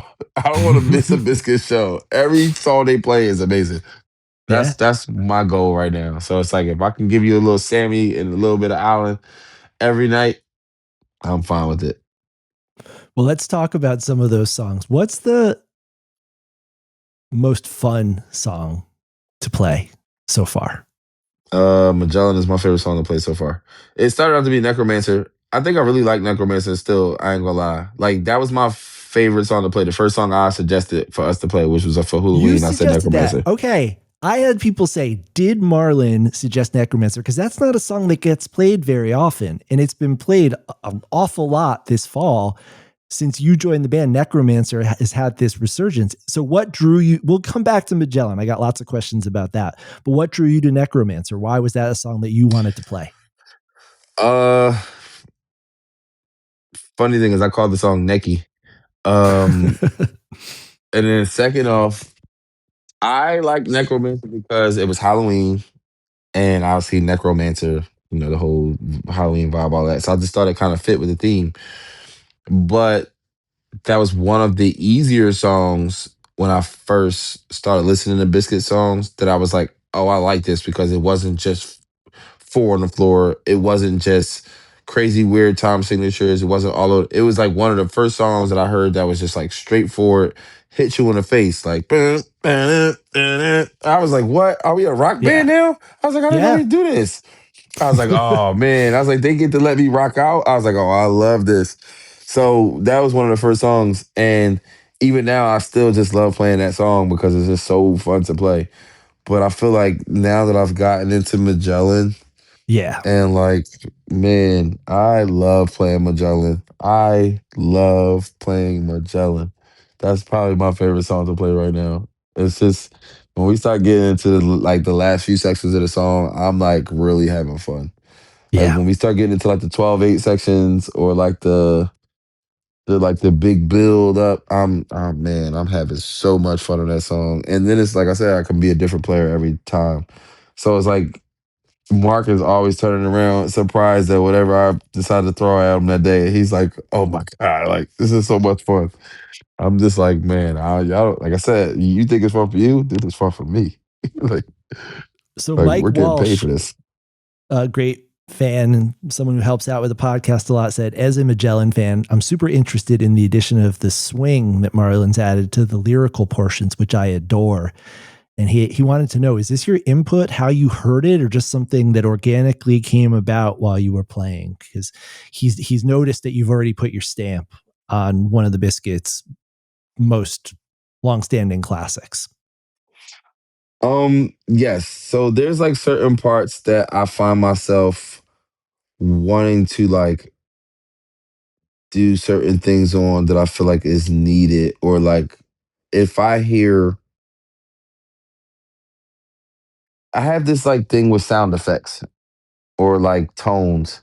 So like if I hear something that's missing in a song, Mhm. it could be something as dumb as a bird sound. I'm gonna go find the bird sound and put it in the song because I feel like, why do I feel like I'm on a beach right now and the sun is shining and I don't hear any birds chirping, or I don't hear this whatever cool thing that would happen if I was in that moment. What am I missing? Am I missing the waves? If I'm on the beach, am I missing the waves? Am I missing the little bit of water? Am I missing the beach, the birds? I'm thinking about all that kind of stuff when I play drums, oddly. So when I hear those things, it's like, all right, something has to give. I have to add this or add that to the section to give you the thing that was missing or stuff like that. So yeah, it's like if I hear like bluegrass or if I hear, a certain thing over a certain sec, I just feel natural to go there because if I don't, I'm gonna struggle against it. It's like at least if I do it once or twice, then it's like, all right, I can deviate from it and try to do something else later. But I have to at least get it out. It's like if I hear a song in my head, I'm gonna sing it at some point because if I don't sing it, it's not gonna get out. So that's me as a drummer too. So Magellan, so cinematic, and talk about it just it tells a story. It musically, the lyrics, but it takes you on that journey. You said you're on the beach. Magellan, you're in the middle of a storm. You're on the open seas. The Uh boat's huh. taking on water. You're looking up at the stars, wondering if you're ever going to see the light of day again. And then it resolves itself into that beautiful conclusion. It's such a great example of John's skill as a composer, but also just of what the band does so well. The four of them coming together to create that scene and to take us on that journey. A Magellan, it's Yeah. like, and you mentioned before, it could be 20, 30 minutes. It could take us for so long. And when you're in it, it just feels so, you don't feel like you're listening to a song. You feel like you're in the middle of like a Christopher Nolan movie or something like that, an epic. Um, I wanted to talk to you about some of the other songs that you've been playing a lot, some that stood out to me. We already mentioned Jigsaw Earth. And, as a composition that makes no sense on paper, but it is truly one of John's greatest accomplishments. It also has been your showcase for some of the most exciting drum solos we've ever heard in the Disco Biscuits live setting. So talk a little bit Oh about my the god. monster. Is it reggae? Is it techno? Is it prog music? What is Jigsaw Earth? Man, I I think I'm gonna have to create like a genre or something for these wonky songs that John creates because he creates like you said, magic masterpieces. He creates stuff like full stories in one song. It's like you could have wrote a whole book, bro. You actually could have just wrote a book over about this song. Like instead, you found the way to shorten this book into a song and take us on this journey that how like how do we go from here to there? 30-minute journey. Like it's like a Netflix episode. It's like we really are in it to win it. But I love it because like you said, it tells the story, it allows you to go on a journey. It allows me to be different drummers in different moments in the songs. And the Jigsaw Earth song specifically, um, I think I love that song because it allows me to same thing, be a different drummer every night. But the solo Yeah. part, I actually hate soloing. A lot of people don't really know that, but I hate soloing because, like I said earlier, I was grown up and raised on the fill and the stuff like that. So I don't sit down and practice. Yeah. I get bored after a while. Like I'll do it. I ain't gonna lie, I'll do it. Every blue moon, I'll sit down and I'll do it for like a half an hour to an hour. And then I'm like, all right, where's the music? Like I need to play some music. I need to play some songs. I need to like stuff like that. So I typically struggle with that. So when it comes time for me to take a solo on Jigsaw Earth, I'm still thinking about like the people or like the simplicity of like what's going to matter that the people are going to really enjoy versus me trying to take the moment for myself. I see so many musicians do that, take that moment, and they're just like, I'm just gonna scream at you everything I can think of at one time, and it's like that does not work.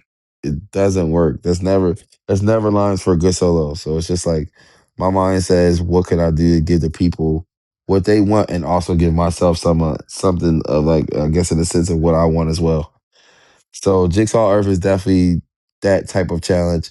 That song itself, genre wise, I'm while I'm talking, I'm trying to think of a name for it, and I just can't because it's so different.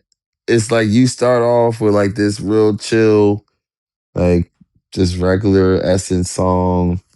It's kind of beachy a little bit with the way his guitar tone is. Like even then I was talking about earlier the beachy vibes. It's like if we didn't get into the put it, it's before we get there and it gets weird. I literally could have just left it at ba-ba-dum, ba-ba-dum, ba-ba-dum, ba-ba-dum, ba-ba-dum. It's like if I hear stuff like that, I want to hear sunshine, the Hmm. birds, something like that. I feel like we on a beach. It's real cool. It's like midday on a beach kind of vibes. And then we start getting into the play on the rhythm and change the rhythm. Then we get into the reggae. Then we go from the reggae to the super fast part. It's like, whoa. And then we go from the super fast part to my solo. Then from my solo back to man, I'm just like, you it's like you want to call it prog rock, but then it's not rock because it's reggae, but it's not reggae because it's Yeah. a little bit of a dubstep in the beginning, or not a dubstep because it's more like a Beach Boy vibe. Then it's a trance vibe in the middle. It's like what? It's just confused.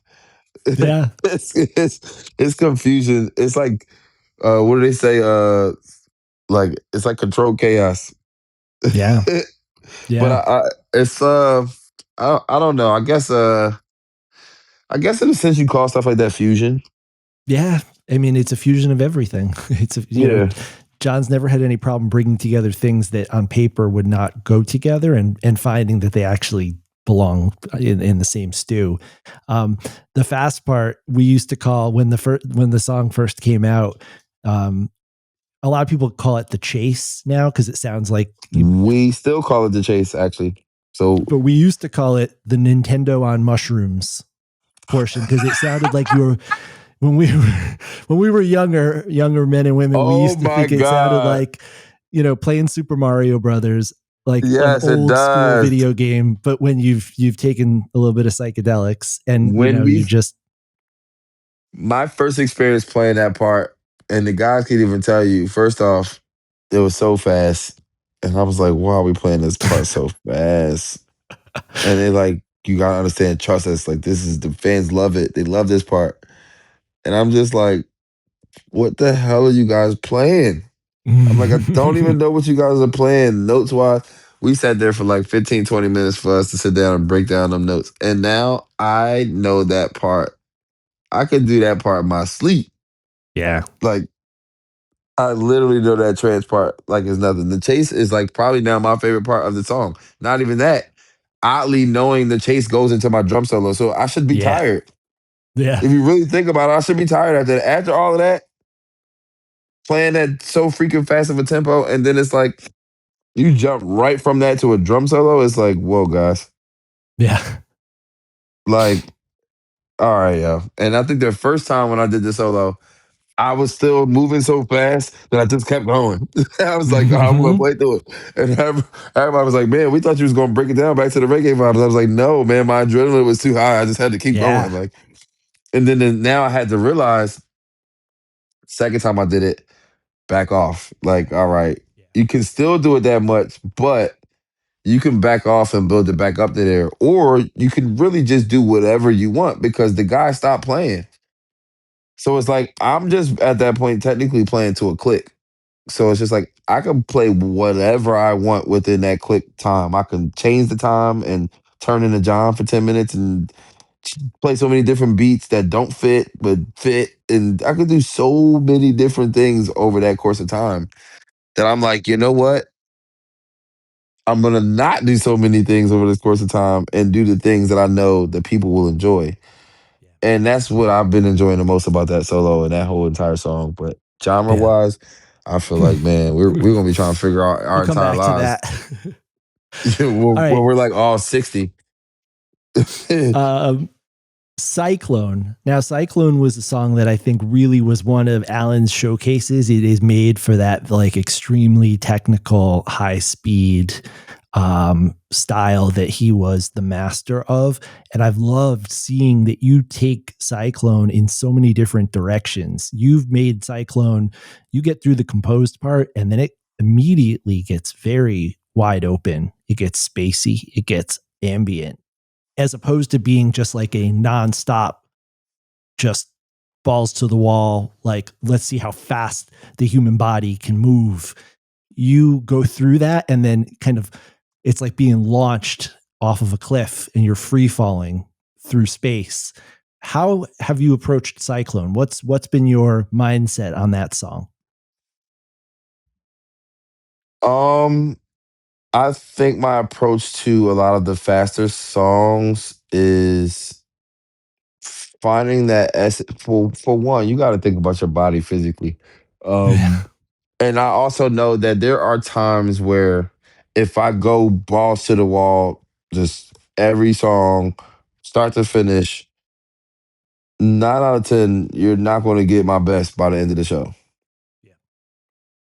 So I have to say to myself, at what level can I play that you all out there are still getting the same level of intensity, player, fun, like all of that kind of stuff? You're still getting all of that while I'm able to say mentally that I'm laying off or I'm taking a break for a second to where like you're still able to dance, you're still able to enjoy yourself. So if I break down to the hi hats and the clap, or if I break down to bongos and something, or if I'm just doing hi hat and kick, while I might be going hard, like 100% want to kick in the hi hats, I'm still probably recharging my battery for like 2 seconds before I go back into it's like, whoa, man. Like, all right. Like, you gotta.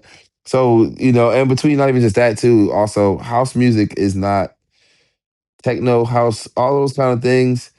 They always have drops. I don't care what type of style of music you listen to. Almost every music has some sort of drop, breakdown, sort of section where like you let the music itself speak for itself and then you bring back in like the dance element, Yeah.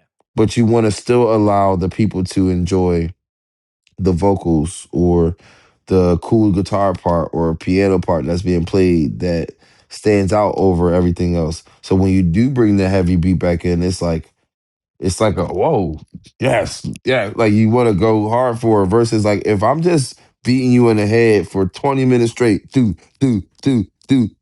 you're gonna probably be like, all right, I need a moment. Like that's when I'm gonna go to the bathroom or I'm gonna go outside and have a smoke or do whatever I can and maybe take a phone call. Then I'll come back and if the doom is too much, then I'm probably going home. Or if you change it up a little bit, then I could dance with it. But like just straight up the entire time, some people are just gonna be like, all right, yo, something has to give. Yeah. Yeah. So that's my mentality with, you know, for lack of better words, try not to bore people. Yeah. The last song I wanted to ask you about is Sound One, which is another completely quirky, off the wall song that no other band would ever write a song like that. Obviously, contribution of Sammy, almost like Sammy saying, I'm going to write this song. And if I ever go off and go to medical school and become a physician, God help whatever drummer has to come and try to learn Sound One and play that song on stage later on. What's your experience been like with Sound One? Because it is a song that people absolutely have been clamoring for. It's been off the rotation for a very long time. So when you guys pulled that out, I was driving home. I pulled over on the side of the road because I knew I was about to get to a Did dead you zone. really? I pulled over the side of the road, listened to the entire Sound One. I did not want to miss it because I was so excited to hear your take on Sound One. Wow. So now my question is, what was your take on my first take on of Sound One? I thought it was amazing. I was holding my breath the entire time because I feel like there are some songs. Listen, Marlon, you've stepped into some big shoes and you've got the eyes of this community on you, and you're not taking the easy route. You know, you said Necromancer was straightforward, but you've already added to the mix some of the band's most complicated and demanding songs. And so every time, you know, when you played your first Jigsaw, I put everything down. I said, okay, this is it. But Jigsaw, this is a test. This is, and he passed the test. Yes. Sound One, same thing. I wanted to hear like that is really, it is like a obstacle course. And I felt like you did a fantastic job of making your way over and under and around and down and climbing the rope and jumping off it was, you know, like those guys in the army, like training and basic training. So I want to know what it felt like for you. Like what, it's another one of these songs that just like defies classification, but that really gives you an opportunity to showcase and explore. Sound One, definitely quirky song. It's also one of those songs that I feel like playing that song with those guys. So it's probably not one of the most complicated songs for me to have had to learn so Really? far with them. It's actually not. So because it wasn't, I think my brain was able to receive it a lot easier than it was with some other tunes. Um, and I think with Sound One, to be honest, the challenge, and they might kill me for saying this, but the challenge was more for them to play the song than it was for me because they, Really? like you guys said, they haven't played it in so long that they were like, all right, we have not played this song in a long time. We need to go over this song actually a few times. Me, I was like, all right, once I got it down, it was like, all right, this is kind of like, it almost became easier and easier the more I played the song. It was just like, all right, it's like one of the, I feel like now Sound One is somewhat one of the easier songs for me to play now because we had to go through it so many times and me getting somewhat of an understanding of what the song was, what it entailed, how to play it. And then once I got it, it was like, okay, like I like this song. This song's not too hard to play. I understand like what we're doing, things like that. And it was just making sure that they were comfortable. Yeah. But the song that kind of like right now, the song that is getting me the most or was getting me the most, we just did it the other day. I can't remember the name of it. I'll come back to it and I'll let you know. But I feel like there's like two or three songs that like at some point they hit me and I was just like, nah, guys, I need to like go back and revisit. I can't just do this. I think 42, we did 42, and that wasn't even a hard song, but where we threw it in that day for rehearsal, we threw it in just out of nowhere. We was like, we should do 42. And I was like, oh, I don't know. I don't know if I want to learn this song right now. I was already overwhelmed. I think we had just did Mindless Dribble. And it was like something like it was a bunch of songs like that. And I'm just like, you want to throw so much on me in one day, bro? I was Yeah, like, I'm that's overwhelmed. I was like, mindless I'm dribble is enough overwhelmed. for most people for a week. So I was like, I'm a little overwhelmed. I'm like, Yeah. between that, you got that, like a C to B. You have Yeah.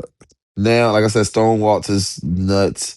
Um Obviously, I had to learn Hot Air Balloon, House Dog Party Favor. Like, Mm. you know what I'm saying? Like, these are songs that, like, obviously, you know, I'm probably saying too much, but like songs that, like, we haven't played yet, or some songs we haven't played yet. And I'm having to learn these songs, and I'm just like, these songs are, you know, some of the challenging ones. I'm like, Yeah. I thought I learned the most challenging ones already. And it's like, oh, we have more. Oh no. Oh, okay. All right. You know? So, but I'm enjoying, like I said earlier, I love the challenge. So I'm enjoying it. I'm Okay. enjoying the idea of like just getting in there. Well, 80 something songs in, just gotta keep going. there's a lot for us to look forward to. Each one of those songs you've mentioned, everyone, myself included, is very excited to hear your take on them. From the compositions to the improvisation, you know, because it's not just about learning the songs, it's about playing that song and then getting to the drop and going into the jam. And then at that point, it is you, it is Mark, it is John without a net.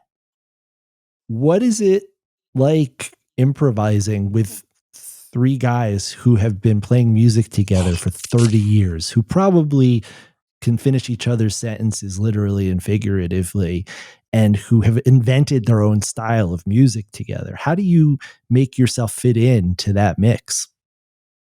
Uh, typically, I don't know if I really make myself fit in this sense. It's more like a follow. It's like I follow their lead. I'm listening to what Magner's doing. If he's playing like certain rhythmic notes, if Barber's playing certain rhythmic notes, I have this thing where I'm going to repeat what you say. As far as like music wise, it's a conversation. So if you say something once, oh, okay, you said that. All right, cool. If you say it again, that means it's probably gonna come around again. Yeah. That means when it comes around again, I need to know to accent that or say it with you or it's something that says I'm listening. Yeah. Um, and with drums, it's like once you establish the initial pattern, whatever that is, whether it's a funk beat, a salsa beat, whatever it is, and you allow the other guys to kind of do what they're doing now because they're like you said, been together for 30 years. They know all of each other's good points, flaws, everything. They know when to go, when not to go, don't step on each other's toes. They know all those things. So for me, I'll do mostly connecting with Mark first because that's the bass and drum marriage. Yeah. And then my accents, which is normally like the colorful stuff I'll do extra, is based off of whatever John or Aaron is doing. And I'll just kind of live off of that, to be honest. Um, and after a while of being with them enough, I'm starting to learn their tendencies. Um, part of me just being a listener, and that's who I've always been as a player. I tend to pay attention to people's tendencies. Like I said earlier, I was big on sports. So same thing with sports. You pay attention to people's tendencies. I know you can't go left, or I know you can go left, and that's the only way you like to go. Cool. So I need to make you go right then, or I need to do this, or I need.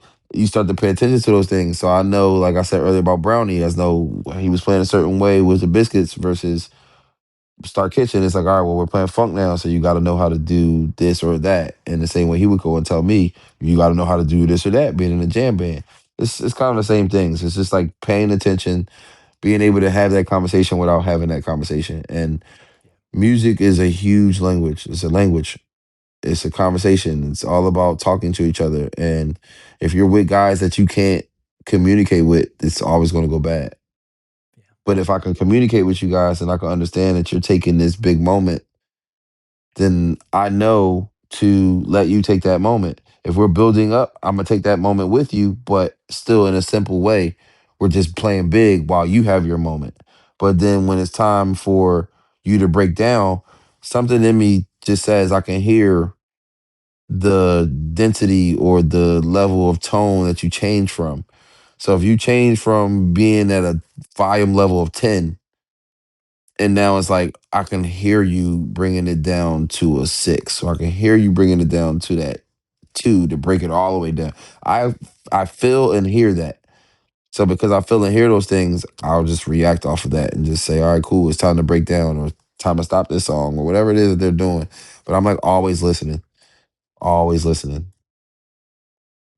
Well, we've been going for so long and I have so many more questions. So we're going to have to speed round through a few things because it's late for you and you need your rest because you got to learn 15 more songs tomorrow. For sure.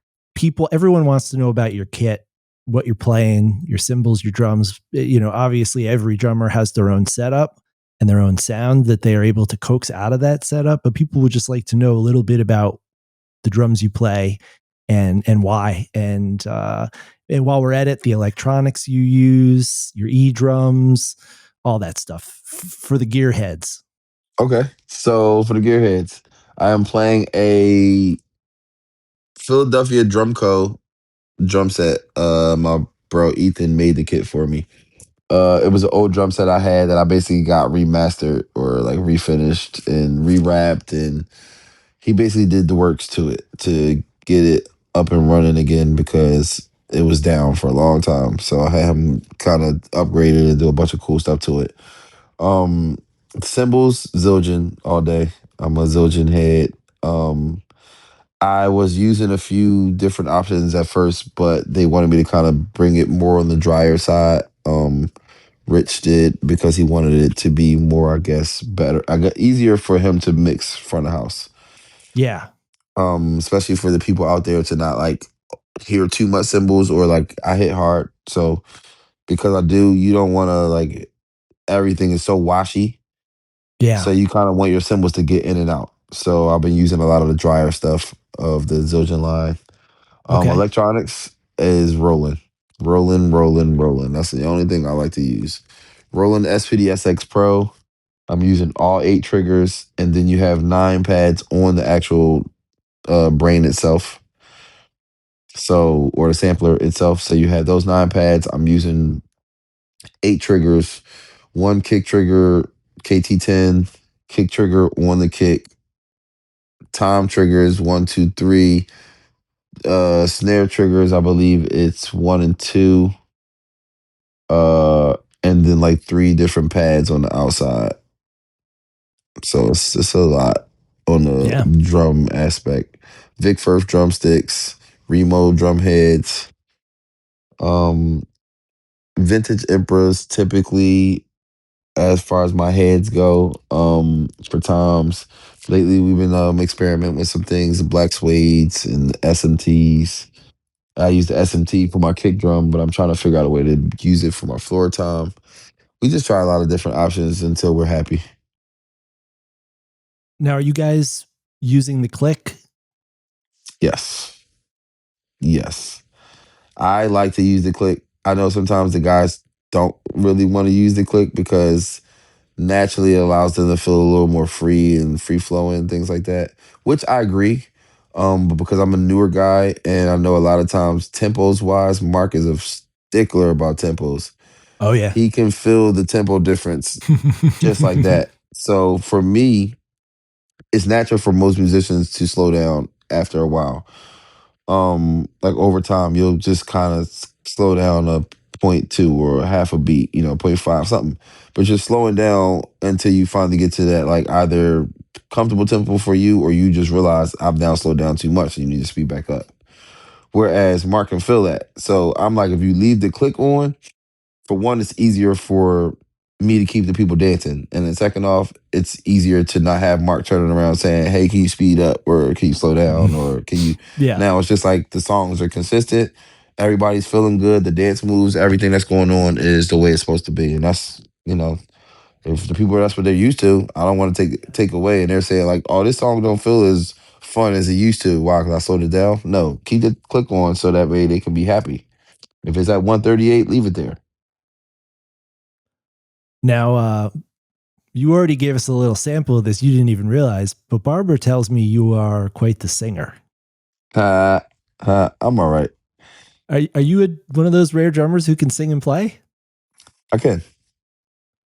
Any chance you have discussed the possibility of lending your vocals to some live Disco Biscuits performances? I don't know if I'm allowed to disclose that yet. Nah, Oh, it say no more. it might happen. I can't. Yeah, I don't really know what I'm allowed to say or not allowed to say when it comes Don't to get that. yourself in trouble. I don't want to But be the one who gets you in trouble. I do hope that that does happen at some point because Well, I do Barber like already to told sing. me. Barber told me you're the best singer in the band. So, and then I guess to wrap things up, let's talk about the band has been working on an album for a while, and They have. and I know that you've worked with them in the studio in the past. Any talk of getting you involved in the recording or even the writing process? Because John is on this creative. He's just been on a tear lately. Well, I honestly don't even know if I'm allowed to speak on that as well. Okay. But I do believe we are working on some stuff. Obviously, they had some stuff that they worked on with Allen, and I don't know what the process is with that, which is why I said I don't want to speak too much on that. Um, but I do know that we are working on some things as far as like new music and like coming up with different ideas. And especially with me being in the band now, and it's like if I can push for, some newer stuff to be able to come out, and this is like not a thing against Allen or anything like that, but I know obviously things are legal. You get into the legal ramifications of things like that. And I don't want them guys to like kind of screw themselves out of, anything like that. So if we can kind of like just create some new music without it being like, any legal issues or nonsense, whatever, stuff like that, where it's just no drama, because I'm not a big fan of drama. So it's like if we can just kind of avoid all of that and just come up with some cool stuff and do some cool stuff. So I'm always like suggesting like, hey, let's try this here, or let's try this here, or like even with like some of the songs that they've already done for years, it's like if we can change maybe this section up to where now it's the 3.0 version versus it being the 1.0 or 2.0 version. It's like, hey, you guys probably played this song, maybe like you come out the bridge and you guys played this last verse big and you stay big, maybe break down so that way John's vocals can stand out, or break down so Aaron's key part can stand out. So that when we come back to the last chorus, it's like, oh my God, like, whoa, these guys really blew our minds away. Versus like if you just stay on 10 the whole time, it feels like somebody's screaming at you. And if I'm screaming at you the whole time like this, the whole time, like you're gonna be like, bro, what in the Yeah. world? Come on, man. Like, give me a break. So Dynamics. yeah. So I'm just like, my mind says like, hey, we can just do the little things, change the little thing up here and there, to just give it a different presence, a different something that'll make you guys enjoy what you're doing again, which I believe we're doing a good job of. Well, I'm going to let you go, but there's one last question I would be remiss if I didn't ask you, and that is, you've been repping the Eagles gear, and that definitely won you more than a few fans. Before you even played a note, when people saw that you were an Eagles fan, I know that you just played at the Sixers game recently. I So just give did us, actually. to close this out, I know you are lifelong sports fan. What's the prospects for your Philly teams this year? Man, these teams are killing me right now. Um, no, so the Sixers actually, I'm actually happy with the Sixers right now. I'm friends with Nick Nurse, the head coach. Done some cool stuff with him over the Wow, last couple years, and somehow plugged in with the Sixers. So now we've started doing halftime shows, and they've trusted me enough to like put a band together and all these kind of things, have people come and do the anthem and all that so far. And I'm just like, wow, I didn't even think I would ever be in this kind of position. So I'm very, very that's appreciative amazing. of that. But the sports side of it is we sucked so bad last year that like I love Nick so much. And I was like, we have to do good this year. So I was like in my spiritual bag during this summer. I was praying and everything. I was like, we need to be good this year because Nick can't get fired. I love Nick. He's so great. Yeah, So I'm like, we need Nick around. The team itself was obviously spiraling with Joel Embiid being Joel Embiid. I'm gonna just leave that there. Yeah, he hurts my feelings. He's such a good player, and it's no reason that he's not consistently in MVP runnings, or just like mm, take care of yourself, like enough to where you don't have to be injured the way you're injured every year. Like it's kind of like beyond us at this point. It's you're almost showing the world you just don't care about either the game enough or your body enough yeah. to be the player you know you really are or can be. And that to me, I just don't understand. But I love Joel as far as like who he was when he won the MVP. I do still believe that he can be a phenomenal player. I think he can still be top three, top five in the league if he just really truly dedicates himself to the game. Um, and the fact that the Sixers are still doing good this year is also surprising. It's like you're still a good team, and Joel is not even your best player right now. And that's imagine when he actually gets back to full form, we're gonna be nasty. So I hope all these teams in the league is ready for that. All right. Eagles, on the other hand, we won a Super Bowl last year, and it seems like we're regressing. It's that's probably hurt me more than the Sixers because I'm a diehard Eagles fan. Like it's probably really bad how I played one of the Biscuits gigs I I don't know which gig it was. We were playing against Detroit though, so it was a Sunday night gig. I had my phone on the floor watching the game while we were playing the entire show. And me and Amin, I have this phone clip that I set up to the thing that when the games are on, I'm putting my phone on that clip and I'm gonna be watching these games during the Yeah. shows. Like hopefully Nugs don't catch me watching Eagles games or doing the show. See, that's the one thing that the Biscuits fans would give you a pass on. And listen, Barber, I think if the music thing doesn't work out, Barber's going to be a sports talk radio host. He's I just like, believe all it. he wants to do is talk about football.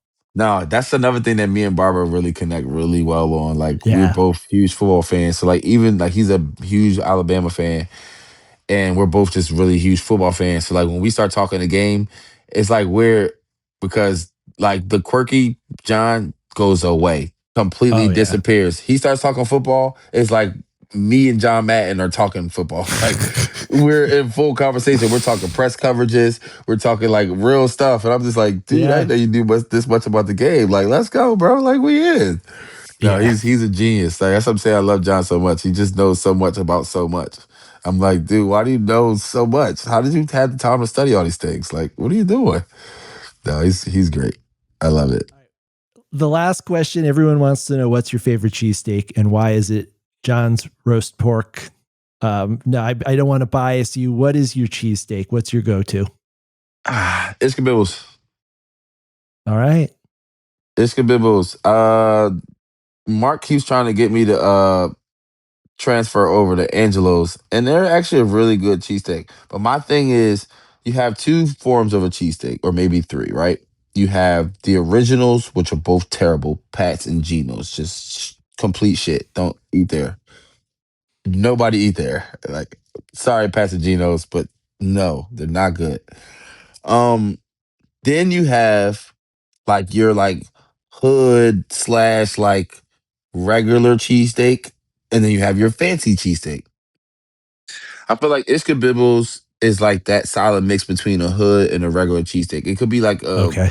a regular slash fancy because technically Ishkabibbles was always famous on South Street. You know, one of your top spots to get a cheesesteak from, and it continued to build their name to the point where they now were able to get a whole nother spot on South Street.